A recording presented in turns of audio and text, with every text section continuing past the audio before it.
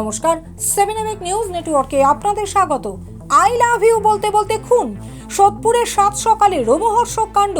প্রকাশ্য রাস্তায় এক মহিলাকে ধারালো অস্ত্র দিয়ে খুন করে আত্মহননের চেষ্টা এক ব্যক্তির। বুধবার সকালে সোদপুরের স্কুল রোড এলাকায় চাঞ্চল্যকর এই ঘটনাকে কেন্দ্র করে তীব্র আতঙ্ক ছড়ায় স্থানীয় বাসিন্দাদের মধ্যে। প্রত্যক্ষদর্শীদের দাবি, সকাল 10টা নাগাদ আচমকাই তারা দেখতে পান রাস্তার ওপরে এক ব্যক্তি ধারালো অস্ত্র দিয়ে এক মহিলাকে একাধিকবার আঘাত করেন। তারপরে সেই অস্ত্র দিয়েই আত্মহননের চেষ্টা করেন। সকালবেলার প্রকাশ্য রাস্তায় এই ঘটনা দেখে স্তম্ভিত হয়ে যান পথ চলতি মানুষজন সহ ওই এলাকার বাসিন্দারা। অভিযোগ, স্থানীয় বাসিন্দারা বাধা দিতে গেলে প্রথমে তাদের ওপর হামলা চালায় ওই ব্যক্তি। কিছুক্ষণ পরে রক্তাক্ত অবস্থায় তারা দুজনেই রাস্তার ওপরে পড়ে যান। ঘটনাটির বিবরণ দিয়ে এক প্রত্যক্ষদর্শী স্থানীয় বাসিন্দা কি জানালেন শুনুন। লাস্ট মুহূর্তে শুনলাম ছেলেটি বলছিল যে সামথিং পূজা কি গীতা হবে, নামটা বলছিল আই লাভ ইউ, তোমাকে ছাড়া বাঁচবো না। তখন হাতে চাকু ছিল, তো বলছিল তোমরা যদি আমার বিয়ের গ্যারান্টি নাও তো চাকুটা আমি ফেলে দেবো। তখন আমরা বলছিলাম যে আমরা বিয়ের গ্যারান্টি নিই, চাকুটা ফেলে দাও। তারপরে চাকুটা ফেলে দিল, ও নিজে চাকুটা ছেড়ে দিল। তারপরে নিজেরা দুজনকে জড়িয়ে ধরে রাস্তার উপরে শুয়ে পড়লো। তখন দেখছিলাম রক্ত বেরোচ্ছে, কোথায় কি কতটা লেগেছে সেটা তো আমরা বুঝতে পারছিলাম না। তারপর পুলিশ এসে ফার্দার ইনভেস্টিগেশন কি হচ্ছে পুলিশ বলতে পারবে।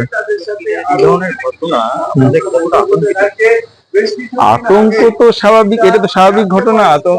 স্বাভাবিক ঘটনা হলে আতঙ্ক হওয়ার কোনো ব্যাপার নেই, কিন্তু এটা তো অস্বাভাবিক ঘটনা। স্বাভাবিকভাবে আতঙ্কিত তো হবেই মানুষ। তারপরে সকালবেলা 9:30 10টার সময় খবর পেয়ে দ্রুত ঘটনাস্থলে পৌঁছয় খড়দহ থানার পুলিশ। এই মুহূর্তে ঘটনাস্থলে রয়েছেন আমাদের প্রতিনিধি চন্দন সেনগুপ্ত। চন্দনদা, ঠিক কখন ঘটনাটি ঘটেছে বলেই জানতে পারছো? হ্যাঁ দেখো গৌতমী, আমরা যেটা জানতে পারছি যে এই সোদপুরের ব্যস্ত স্কুল রোডে, যেটাকে ফিউচার গেট বলে, অর্থাৎ এখানে একটি একাডেমি আছে, সেই গলির মধ্যে আজকে সকালবেলা এই 10টা থেকে 11টার মধ্যে এই মানে নারকীয় যে ঘটনাটি, সেই ঘটনাটি ঘটে যায় এবং তার ফলে কিন্তু এলাকার মধ্যে একটা ব্যাপক চাঞ্চল্য সৃষ্টি হয়। এলাকার বহু মানুষ, আমরা যে ছবি আমরা এতক্ষণ ধরে দেখছিলাম, সেটা কিন্তু এলাকার মানুষই তুলেছেন, সাহসে ভর করে তুলেছেন। কেউ ছাদ থেকে তুলেছেন, কেউ সামনাসামনি দাঁড়িয়ে একটু দূরে তুলেছেন। কিন্তু এইরকম একটা ঘটনা এই পাড়ার মধ্যে দিনের বেলায় ঘটতে পারে, এটা কিন্তু তারা কেউ ভাবতে পারেনি। গৌতমী, আচ্ছা, মৃত এবং মৃতপ্রায় যুবক যুবতীর পরিচয় কি কিছু জানা গেল? দেখো গৌতমী, মৃত এবং মৃতপ্রায় যে দুজন, অর্থাৎ একজনের নাম গীতা দাস, যাকে ঘটনাস্থল থেকে সাগর দত্ত মেডিকেল কলেজে পুলিশ নিয়ে গেলে সেখানে তাকে মৃত বলে ঘোষণা করা হয়েছে। অন্যদিকে সুভাষ দাস, যার বাড়ি হাড়োয়া, জানা যাচ্ছে বসিরহাট মহকুমার হাড়োয়াতে তার বাড়ি, এবং তিনি এক পেশায় একজন গাড়ি চালক, এইটুকু আমরা জানতে পারছি। এবং এই যে গীতা দাস, তার একটি মেয়ে ছিল বলেও আমরা এটা জানতে পারছি। তারা স্বামী স্ত্রী কিনা সে বিষয়ে তদন্ত চালাচ্ছে পুলিশ। কিন্তু যে ছবি আমাদের কাছে এসে পৌঁছেছে, সেই ছবিতে কিন্তু তারা স্বামী স্ত্রী হিসেবেই নিজেদেরকে পরিচয় দিচ্ছেন। কিন্তু একজন স্বামী স্ত্রী যদি হয়ে থাকে, তাহলে তারা এই ঘটনাটি প্রকাশ্য রাস্তায় কেন ঘটাবেন, এটা নিয়েও কিন্তু একটা বড় প্রশ্ন উঠছে। গৌতমী, ঠিক কি কারণে এমন দুঃসাহসিক ঘটনা, কি জানতে পারছো এই বিষয়ে? হ্যাঁ, ঠিক কি কারণে এই দুঃসাহসিক মর্মান্তিক ঘটনা, এই ঘটনাটি পুলিশ তদন্ত করছে, এখনো তদন্ত সাপেক্ষ। তবে যতটুকু জানা গেছে যে এই যে যিনি আক্রমণ করতে যাকে দেখা গেছে, অর্থাৎ সুভাষ দাস, এই সুভাষ দাস পেশায় গাড়ি চালক, আমি আগেই বলেছি। তিনি মদ্যপ ছিলেন, অর্থাৎ তিনি মদ্যপানে তার আসক্তি ছিল, এবং তাদের মধ্যে যে সম্পর্ক, গীতা দাসের সঙ্গে তাদের মধ্যে যে সম্পর্ক, সেই সম্পর্কের একটা টানাপোড়েন দীর্ঘদিন ধরে চলছিল, এমনটাই অনুমান করা হচ্ছে। আপাতত সবটাই অনুমান ভিত্তিক, কারণ এই সুভাষ দাসের এখন সংকটজনক অবস্থা। তাকে জিজ্ঞাসাবাদ না করলে পরে গোটা ঘটনাটা জানা যাবে না। পুলিশ সেটার তদন্ত করে দেখছে। তবে যেটা আমাদের স্থানীয় বাসিন্দাদের যারা ঘটনাস্থলে ছিলেন, তারা যেটা জানিয়েছেন যে দাম্পত্য কলহ অথবা বিবাহ বহির্ভূত কোনো সম্পর্ক, সেই সম্পর্কের জেরেই এমন একটা মর্মান্তিক ঘটনা সোদপুরের বুকে ঘটে গেল। গৌতমী, এখন ঠিক কি পরিস্থিতি রয়েছে?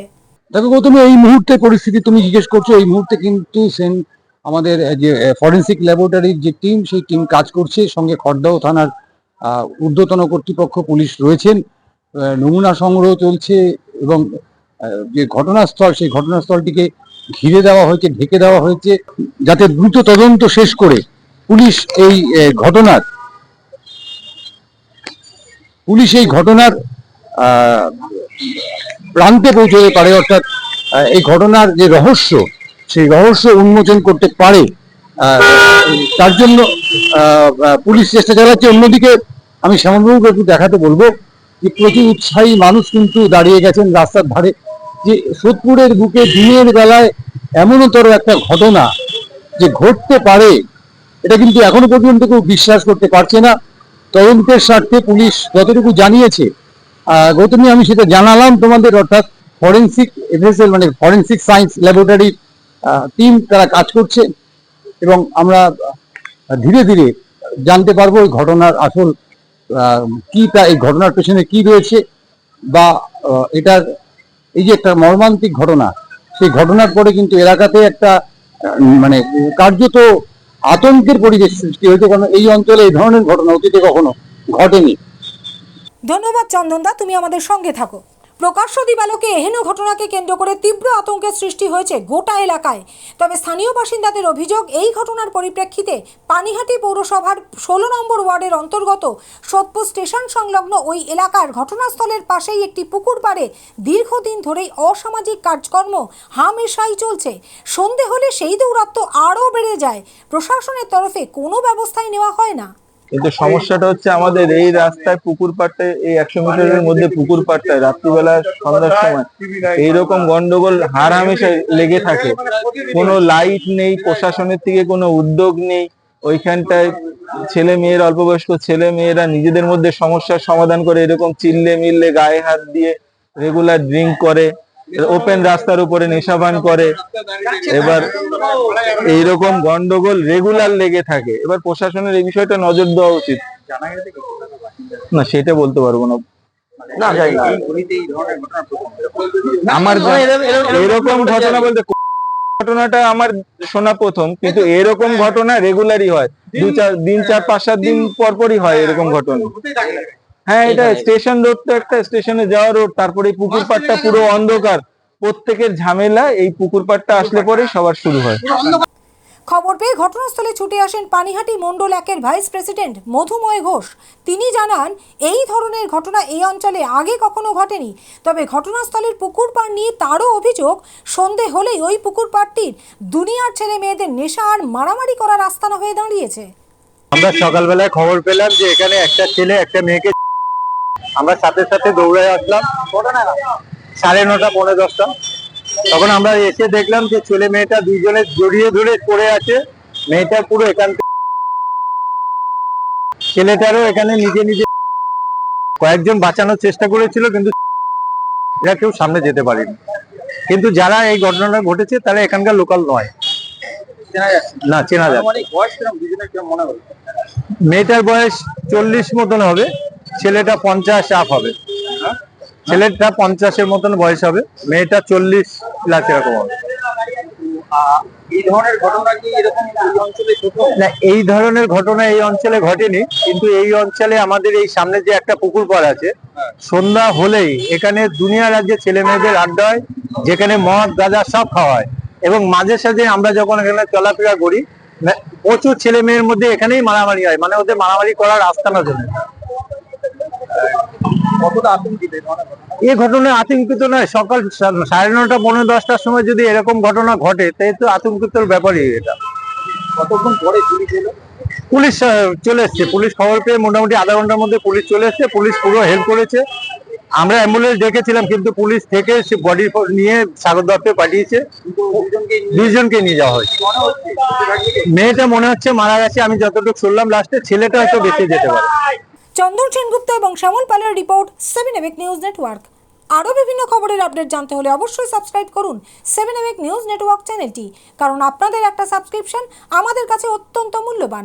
পাশাপাশি অবশ্যই ফলো করুন আমাদের হোয়াটসঅ্যাপ চ্যানেলটিও। জয় হিন্দ।